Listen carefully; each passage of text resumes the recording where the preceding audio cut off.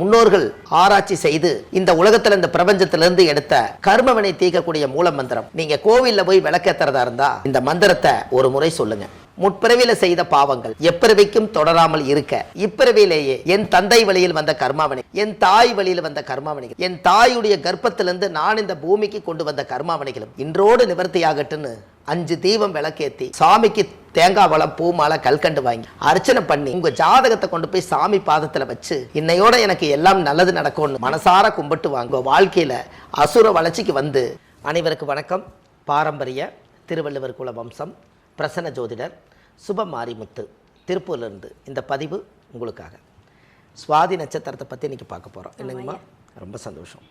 அப்போ சுவாதி நட்சத்திரம் வரும்போது அசுவனி பரணி கிருத்தி ரோகிணி மிருகசிரிசம் திருவாதிரை புனர்வசு பூச ஆயிலை மகம் பூர உத்திர அஸ்தம் சித்திரை சுவாதி அப்படி வரும்போது 15வது நட்சத்திரமாக வருது. இல்லைங்களாங்கம்மா?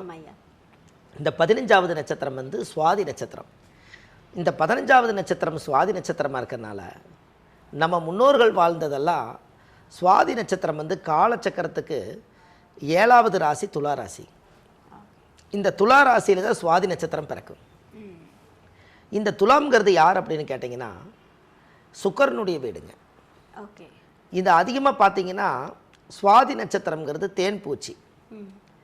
இந்த தேன்பூச்சினா என்ன அப்படின்னு கேட்டிங்கன்னா இந்த தேன்பூச்சியோட குணம் என்னன்னு உங்களுக்கு தெரியுங்களா?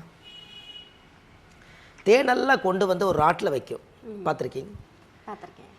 அந்த ஒரு ராட்டில் கொண்டு வந்து தேனை எங்கெங்கேயோ பூக்கள்லேருந்து பறிச்சுட்டு வந்து தேனை கொண்டு வந்து ஒரு சேகரித்து வைக்கும். இந்த தேன் கூடு வந்து கூடு கட்டும். கடைசியாக தேன் ரொம்ப வலிஞ்சு சொட்டாக ஒழுகிற காலம் வரும்போது யாரும் ஒருத்தர் தேனை தூக்கிட்டு போயிடுவாங்க. இல்லைங்களா? அப்போ இந்த சுவாதி நட்சத்திரக்காருடைய வாழ்க்கையில் எப்படி இருக்குன்னா சுவாதி நட்சத்திரம் எல்லாத்தையும் உருவாக்குவாங்க, மற்றவங்க அனுபவிப்பாங்க. ஓகே. என்னங்கம்மா? இதை தெரிஞ்சிட்டாங்கன்னா அவங்களுக்கு அளவாக உருவாக்கலாமல்ல. யாருக்கோ பெரிய பிரம்மாண்டமாக செய்கிறத விட எனக்கு இந்த வீடு போதும், எனக்கு இந்த வண்டி போதும், எனக்கு இந்த வாழ்க்கை போதும் அப்படின்னு அவங்களுக்கு அளவாக உருவாக்கிட்டா அது அவங்களுக்கே சொந்தம். எல்லாமே நான் பெருசாக நான் பண்ண போகிறேன்னு சொல்லி பண்ணினா அவங்க அதை உருவாக்குவாங்க, இவங்க அனுபவிக்க முடியாது. இதை சுவாதிங்க. நிறைய பேர்த்த பார்த்துருக்கேங்க இந்த உலகத்தில் நல்லா வளர்த்தி வாழும் பண்ணி இந்த சுவாதி நட்சத்திரக்காருடைய குணம் என்னென்னு கேட்டிங்கன்னா கடைசி வரைக்கும் மற்றவங்களுக்காகவே வாழக்கூடியதுங்க. இப்போ பாருங்கள், அந்த தேன் பூச்சி வந்து மற்றவங்க எடுத்துகிட்டு போகிறக்காக இது எத்தனை பூக்களை போய் பறிச்சுட்டு வந்ததுங்க, தேன்களை. அதுபோல் அவங்க வாழ்க்கையில் எல்லாம் தேடி வச்சு வாழ்க்கையில் இன்ன வரைக்கும் நம்ம வந்து பெருசாக எதையும் அனுபவிக்க முடியாமல் 7வது ராசி என்பது துலா ராசி. இந்த துலாம்னா இந்த தட்டும் இருக்குது இல்லைங்களா? இந்த 2 தட்டும் இருக்குது துலாம். ஒரு சரிசமமாக வாழ்ந்துட்டு போனால் உங்கள் வாழ்க்கை நல்லா இருக்குங்கிறதுக்காகத்தான் அந்த காலத்தில் நீதி தேவதையை முன்னாடி வச்சு தராசை வச்சுருக்காங்க. அப்போது ஒரு பஞ்சாயத்துன்னு வரும்போது நீதி தேவதைகிட்ட சொல்லுவாங்களாம், அம்மானு பார்க்காத, அப்பான்னு பார்க்காத, சித்தப்பன்னு பார்க்காத, பெரியப்பன்னு பார்க்காத, கண்ணை கட்டி வச்சு நியாயம் எதுவோ அதை மட்டும் நீதி தேவதை சொல்லுன்னு சொல்லி இந்த நீதி தேவதையாக வாழணுங்கிறதுக்காகத்தான் துலா ராசியில் கொண்டு போய் தராசை வச்சுருக்காங்க. அப்போ இந்த துலாம் ராசிங்கிறது கடைசி வரைக்குமே சரிசமமாக வாழும்னு நினச்சி தான் அது வாழும். ஆண் பாதி பெண் பாதியாக வாழ்கிற மாதிரி துலா ராசியில் வாழும். அப்போ அப்படி இருக்கும் காலகட்டங்களில் அவங்களுடைய முன்னோர்கள் எல்லாருமே பார்த்தீங்கன்னா ஜாதகத்தில் பெரிய அளவுக்கு நம்ம வாழ்க்கையில் நம்ம நல்லா இருக்கோம்னு நினச்சி ரொம்ப கஷ்டப்படுவாங்க. இந்த கஷ்டப்பட்டு வாழ்க்கையில் நம்ம என்றைக்காவது முன்னுக்கு வரலான்னு நினச்சி ஒவ்வொரு விஷயத்தையும் உருவாக்கி மற்றவங்க எடுத்துகிட்டு போகும்போது இவங்களுக்குள்ளேயே ஒரு வெறுப்பு உருவாயிரும். அப்போ இவங்களுக்கு அண்ணன் தங்கச்சி சொந்தம் வந்த தாய் புள்ள எல்லாம் ஒரு காலத்தில் பாசமாக இருப்பாங்க, அப்படியே அகேன்ஸ்டாக மாறிடுவாங்க இவங்களுக்கு மட்டும். ஏன்னா அது சுவாதி நட்சத்திரம் வந்து ராகுவுடைய நட்சத்திரம். இந்த ராகு என்பது பாம்பு கிட்ட போய் நம்ம 2 பேரும் ஃப்ரெண்ட் ஆகலாமான்னு சொல்லுவாங்களா? என்னங்கம்மா? சுவாதினா பாம்பு கிட்டவா நம்ம 2 பேரும் காபி சாப்பிட போகலாம், நம்ம 2 பேர் சினிமாவுக்கு போகலான்னு கூப்பிடுவாங்களா? ஏன்னா அதுக்கிட்ட கூப்பிட மாட்டாங்க. ஏன்னா அது இனமே வேறு.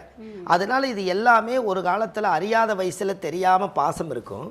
கடைசி காலத்தில் எல்லாருமே உறவுகள் தாய் பிள்ளைகள் எல்லாம் அவங்கள விட்டு பிரிஞ்சு கடைசியில் பார்த்தீங்கன்னா அந்த துலாம்ங்கிறது வந்து அந்த தெராசில் வந்து தனியாக நிற்கிற அந்த முள் பாயிண்ட் எப்படி நிற்கிதோ அது மாதிரி நான் இவ்வளவு கௌரவமாக வாழ்ந்து இவ்வளவு கண்ணியமாக வாழ்ந்து இவ்வளவு நேர்மையாக இருந்து என்னை எல்லாரும் ஏமாற்றிட்டாங்களேன்னு அவங்க மனசுக்குள்ள ஒரு காயம் இருக்கும். எப்போவுமே துலா ராசிக்கு மனசுக்குள்ள ஒரு காயம் இருக்குங்க. இந்த காயத்துக்கு மருந்து போடுறதுக்கு யாராவது வருவாங்களான்னு எதிர்பார்த்துட்டே உட்காந்துருப்பாங்க. ஆறுதல் சொல்கிறதுக்கு ஆள் இருக்காது, மாறுதலும் இருக்காது. இவங்க ஒத்தையடி பாதை மாதிரி இவங்க வாழ்ந்துட்டு இருப்பாங்க. இதுதான் சுவாதியுடைய ஒரிஜினல் குணாதிசை. அப்போ இந்த குணாதிசையில் அதனால தான் சொன்னேங்க, யாருக்காக வாழ வேண்டாம், நீங்கள் உங்களுக்காக வாழ்ந்தால் உங்களுக்கு எல்லாம் சிறப்பு. இப்போ உங்களுக்கு ஒரு உதாரணம் சொல்லட்டுங்களாங்கம்மா? உங்களுக்கு ஒன்று தெரியுங்களா? இப்போ நம்மளுக்கு கஷ்டமாக இருக்குதான்னு கேட்டிங்கன்னா, நீங்கள் உங்களுக்கு என்ன கஷ்டம்னு யாராவது ஒருத்தர் கூப்பிட்டு இந்த உலகத்தில் கேளுங்க. எனக்கு கஷ்டம்னு எடுத்துகிட்டு என்னங்க, என் பையன் நல்லா இல்லை, என் மனைவி நல்லா இல்லை, எங்கள் அம்மா சரியில்லை, எங்கள் அப்பா சரியில்லை, என் தாய் புள்ள சரியில்லை, எனக்குன்னு தொழில் சரியில்லை, எல்லாமே அவுட் சைடு தான் சொல்லுவார். அவருக்கு ஏதாவது நல்லா இல்லையான்னு கேட்டால் சொல்ல மாட்டார் பாருங்க. ஓகே. இப்போ எனக்கு ஏதாவது ஒரு பிரச்சனைன்னு கேட்டால், எனக்கு என்னங்க 3 நேரம் சாப்பாடு, நல்ல துணிமணி, ஆண்ட முன்னியத்தில் என்னை கைகால் சுகத்தோடு நல்லா வச்சுக்கிறாங்க, எனக்கு என்ன குறை இருக்குது? ஒன்றுமே இல்லை. என்னை சுற்றி சைடில் தான் இருக்குங்கன்னு சொல்ல வரேன். ஒன்று என்னோடய வயசுக்கு மனைவியோட வழியில் பிரச்சனை, இல்லை என் குழந்தைகள் பிரச்சனை, இல்லை என்னுடைய அம்மா அப்பா பிரச்சனை, இல்லை என்னுடைய அண்ணன் தம்பிகள் பிரச்சனை, இல்லை எனக்கு சொத்து பிரச்சனை, எல்லாமே அவுட் சைடுடைய பிரச்சனையை மனசுக்குள்ளே போட்டு வச்சுக்கிட்டு எனக்கு வாழ்க்கையில் கஷ்டமாக இருக்குதுன்னே சொல்லிட்டு இருக்கிறாங்க. நீங்கள் நல்லா நிறுத்தி பாருங்கள், கஷ்டங்கிறது உங்களுக்கு இல்லை, வெளியிருந்து எடுத்துக்கொண்டு உள்ளே வச்சுக்கிட்டீங்கன்னு. எனக்குமா யாருக்குமே நீங்கள் இந்த உலகத்தில் கேளுங்க, சாமி எனக்கு நிம்மதியே இல்லைம்பாங்க. உங்களுக்கு படுக்கிறக்கு பாயும் ஒரு தலகாணியும் ஒரு பெட்சைட்டும் இருந்தால் காலையில் சூரிய உதயத்துக்குள்ளே நீங்கள் நிம்மதியாக தூங்கலாம். அப்போ உங்கள் மனசுக்குள்ளே என்னமோ ஒன்று உலட்டுது, அதனால் நிம்மதி இல்லை. அப்போ உங்களுக்கு நிம்மதி இல்லைங்கிறதுக்கு என்ன ஒரு ஆதாரம்? அப்போ இது எல்லாமே எங்கே ஒழிச்சு வச்சுருக்கிறாங்கன்னா, எல்லாருமே வெளியிருந்து பொருளை எடுத்துக்கொண்டு வந்து மனசுக்குள்ளே வச்சுக்கிட்டு, இந்த பொருளை அடையணும், இந்த பொருள் எனக்கு சொந்தம், இந்த பொருள் தான் எனக்கு இந்த உலகம்னு நாம் எடுத்து வச்சுக்கிட்டு, இந்த உள்ளே இருக்கிறத வெளியே எடுத்து வைக்காமல் வெளியே இருக்கிறத உள்ளே எடுத்து வச்சுக்கிட்டு, வேதனையும் சோதனையும் கடவுள் மேலே கொண்டு போய் பாரத்தை போட்டால் கடவுள் என்ன செய்வார்? என்னங்கம்மா? என்னங்க? அதை கடவுள் அப்படின்னா அதை பிரித்து பார்க்கணுமா? கடந்து உள்ளே போயிட்டே இருந்தேன்னா கடவுள். ஓகே. கடவுள். நீ கடந்து உள்ளே போனேன்னா உன்னுடைய கஷ்ட நஷ்டத்துக்கெல்லாம் ஒரு ஆழமான ஒரு விஷயம் கிடைக்குங்கிறதுக்காக நீ கடந்து உள்ளே போங்கிறத காலப்போக்கில் கடந்து உள்ளே கடவுள் கடவுள் கடவுள் காலப்போக்கில் கடவுள்னு வந்துருச்சு. நாமளே சிந்தித்து செயல்பட வேண்டியது நம்மளுடைய மனசாட்சி தானே கடவுளுங்க. இந்த காலையில் எழுந்திரிச்சனே சூரியன் உதயமாகுது, அந்த சூரியன் உதயமாகலினா ஒரு தாவரம் கூட சுரக்காது.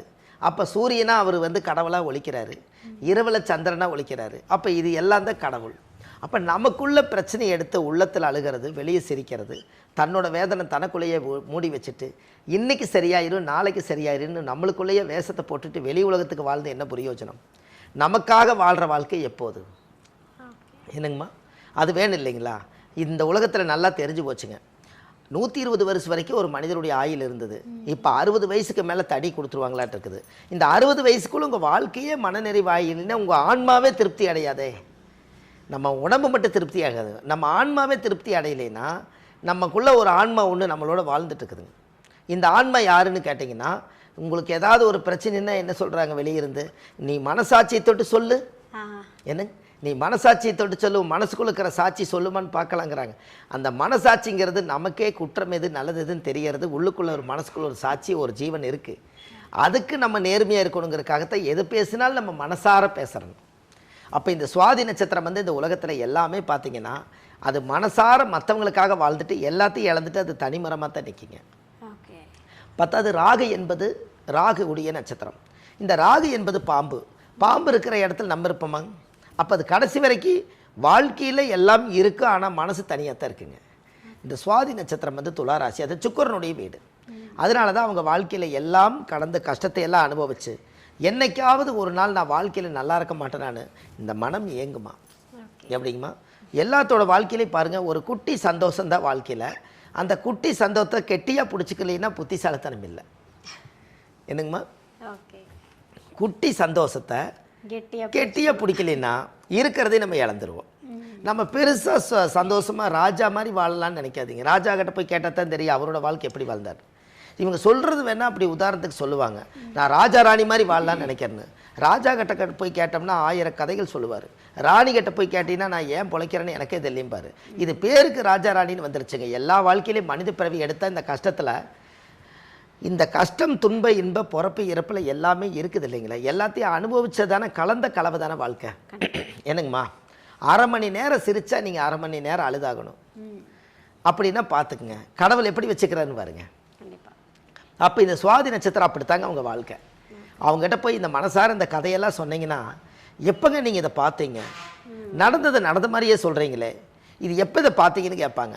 ஆனால் நாம் படித்த காலமெல்லாம் என்னென்னு கேட்டிங்கன்னா, சுவாதி நட்சத்திரத்தில் பிறந்துக்கிறவங்க இவ்வளவு கஷ்டத்தை அனுபவிச்சுட்டு முதல்ல அவங்க வந்து உண்மையாக உயிர் வாழ்ந்துட்டு இருக்கிறாங்க பாருங்கள், அது பெரிய பாக்கியம்.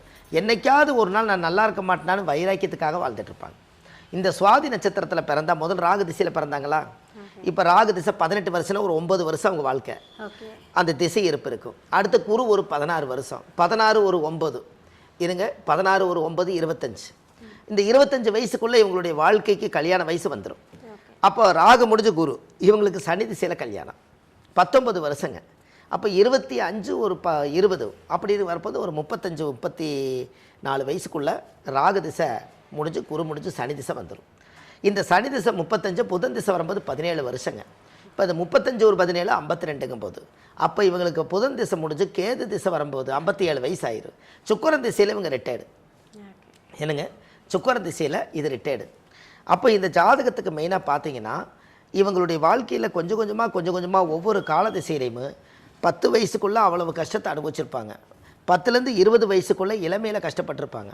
20 வயசுலேருந்து 30 வயசுக்குள்ளே திருமண வாழ்க்கையை அனுபவித்து இன்னும் திருப்தி இல்லையேன்னு கஷ்டப்படுவாங்க. 30லேருந்து 40 வயசு வரும்போது குழந்தைகள்லாம் வளர்ந்ததுக்கப்புறம் இவங்களை எப்படி நம்ம கரை சேர்த்த போகிறோன்னு நினச்சிட்டு இருப்பாங்க. 40லேருந்து 50 வயசு வரும்போது கொஞ்சம் மூச்சு விடலான்னு நினைக்கும் போது குழந்தையோட கடமைகள் உள்ளே வந்துடும்.